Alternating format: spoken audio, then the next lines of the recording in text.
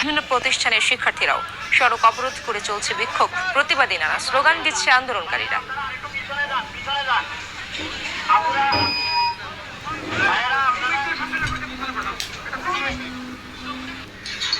উত্তেজনা বিরাজ করছে সিরাজগঞ্জেও। সদর ও উল্লাপাড়া উপজেলার বৈষম্য বিরোধী ছাত্র আন্দোলনকারীদের সাথে বিরোধী পক্ষের ধাওয়া পাল্টা ধাওয়া হয়েছে।